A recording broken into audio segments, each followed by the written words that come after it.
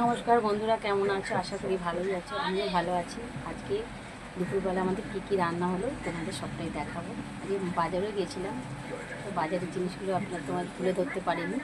কী রান্না করেছি, কীভাবে করেছি তোমাদের দেখাবো। আমার পাশেই থাকবে, থাকছে সঙ্গে সাদা ভাত, আর হয়েছে ট্যাংরা মাছ দিয়ে টমেটো দিয়ে সর্ষে রসুন দিয়ে ঝাল করেছি যে ট্যাংরা মাছ।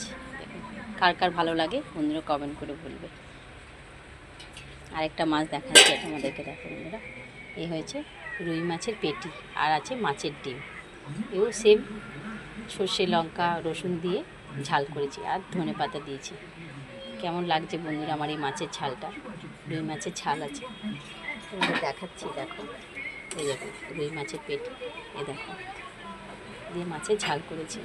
কে কে মাছের ঝাল ভালোবাসো কমেন্ট করে বলবে। এই মাছটাও তোমাদের দেখাচ্ছি, দেখো ট্যাংরা মাছ। এই ট্যাংরা, বড় ট্যাংরাটাকে আর তোমাদের দেখাচ্ছি। দেখো এই হয়েছে ট্যাংরা মাছটা, ওদের থেকে একটু বড়। এই আজকে টমেটো দিয়ে সর্ষে দিয়ে রসুন দিয়ে ঝাল করেছি। তো বন্ধুরা আমার এই রান্না পুঁটি মাছের রেসিপি কেমন লাগলো বন্ধুরা কমেন্ট করে বলবে। বন্ধুরা আমার এই দুটি মাছের রেসিপি তোমাদের কেমন লাগলো কমেন্ট করে বলবে। আর আমার পাশে থাকবে। ভালো ভালো রান্না যদি আপনাদের পেতে ইচ্ছা হয় তাহলে আমাদের একটু লাইক শেয়ার কমেন্ট করে দেবে, আমার পাশে থাকবে।